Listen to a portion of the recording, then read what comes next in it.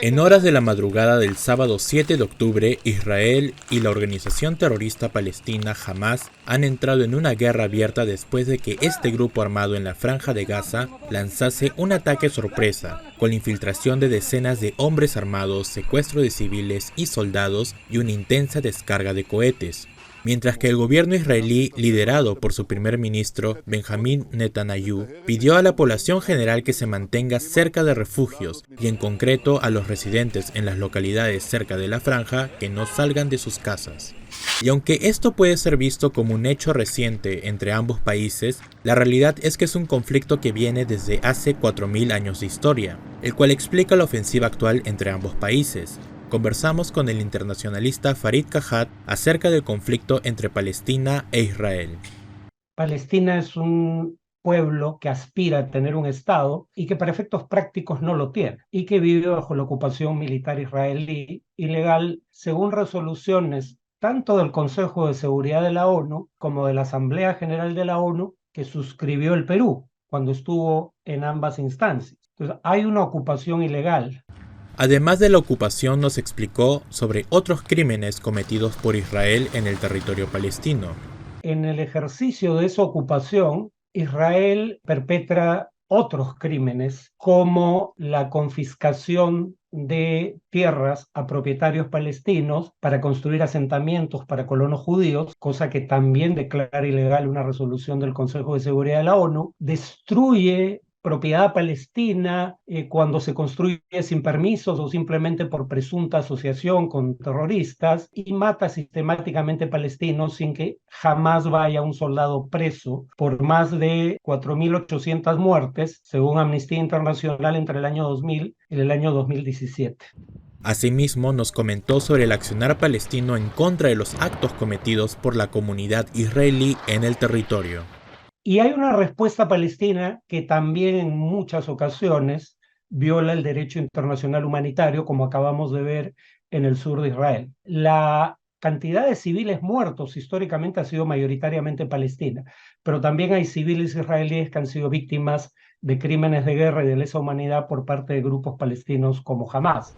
En el año 1987 tuvo la creación de la organización terrorista Hamas, y fue en 2006 cuando ésta ganó las elecciones y desencadenó una lucha de poder entre la organización terrorista y el partido Fatah, dirigido por Mahmoud Abbas, presidente de la Organización Nacional Palestina. Y fue en mayo de 2021 que Israel y Hamas intercambiaron fuertes bombardeos, en una escala dramática provocada por los disturbios en el complejo de la mezquita Al-Aqsa, punto sagrado en Jerusalén. Hamas practica el terrorismo como medio de acción, eso es absolutamente claro, pero cuando se habla de terrorismo el problema es que, claro, bajo el derecho internacional no hay una definición consensuada. Yo prefiero hablar de crímenes de guerra o de lesa humanidad según el contexto para referirme tanto a las acciones de Hamas contra civiles israelíes como a las acciones de Israel contra civiles palestinos. Líderes de toda América se han unido al clamor de paz por la situación que viven Israel y Palestina. El discurso de los países que apoyan a ambos es el de unificarse frente a la búsqueda de una salida del conflicto. Un país que, además de mandar un mensaje de apoyo a Israel, es Estados Unidos, el cual ha enviado este domingo un portaaviones y destructores al Mediterráneo Oriental para apoyar a Israel en la guerra. Le preguntamos a nuestro consultado internacionalista sobre el por qué Estados Unidos es el principal aliado de Israel. Yo diría que hay un lobby pro-israelí y por lobby pro-israelí aclaro que no me refiero a judío. Hay grupos cristianos evangélicos que hacen lobby en favor de Israel y hay grupos judíos críticos de la ocupación israelí, como Jewish Voice for Peace. Hay un lobby pro-israelí que, como el lobby pro-sanciones contra Cuba o el lobby en contra del control de armas, tiene una influencia significativa en el proceso de toma de decisiones en estos temas. Y la prueba de la importancia de Israel para Estados Unidos, las pruebas son dos fundamentales. Siendo un país rico y con solo 10 millones de habitantes, Israel tiene, digamos, es el mayor receptor mundial de ayuda militar estadounidense, muy amplio margen. Y dos, la mayor parte de los vetos que ha usado Estados Unidos para impedir la adopción de resoluciones en el Consejo de Seguridad de Naciones Unidas los adoptó en favor de Israel. Y así como Israel, Palestina tiene un apoyo, ya sea económico, material y de construcción de otros países. Algunos países árabes ayudan a financiar, y en menor medida la Unión Europea, ayudan a financiar a la Autoridad Nacional Palestina y la administración que lleva a cabo en los poblados palestinos en Cisjordania. En el caso de Hamas, la única fuente conocida de apoyo material sería el gobierno iraní. Es cierto que países como Qatar han ayudado con las labores de reconstrucción en Gaza, pero en principio para fines civiles. El único actor importante que se sabe estaría ayudando a Hamas es el régimen iraní.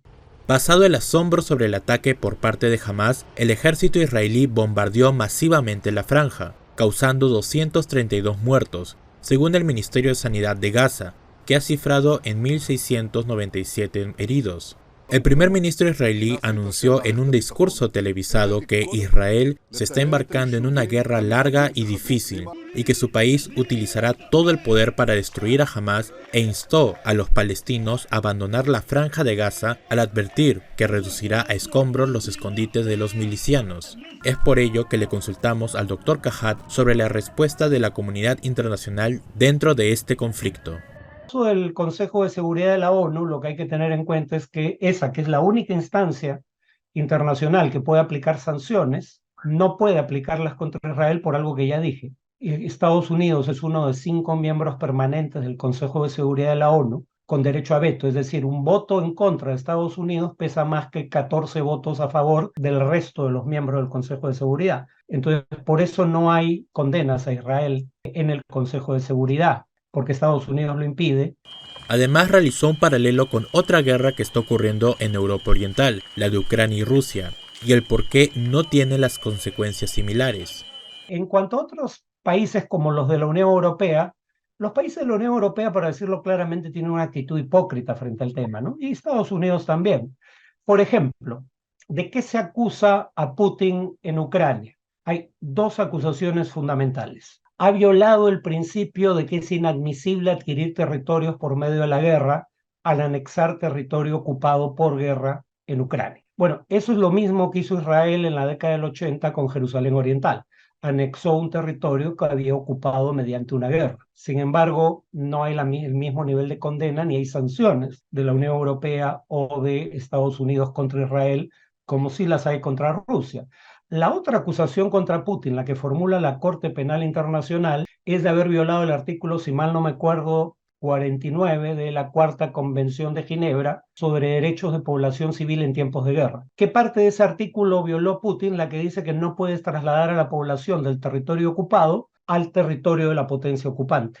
Pero Israel también ha violado exactamente el mismo artículo, el 49 de la Cuarta Convención de Ginebra, que también establece que una potencia ocupante no puede trasladar a un sector de su propia población al territorio por ella ocupado, cuando crea Israel asentamiento. Entonces, la violación a las normas de derecho internacional es exactamente la misma, pero las consecuencias no son similares. Hasta el momento que se cierra este informe, el número de heridos asciende a más de 2.300, de los cuales 360 están en estado grave. Asimismo, hay al menos 130 israelíes retenidos, 100 por Hamas y 30 por Yihad Islámica.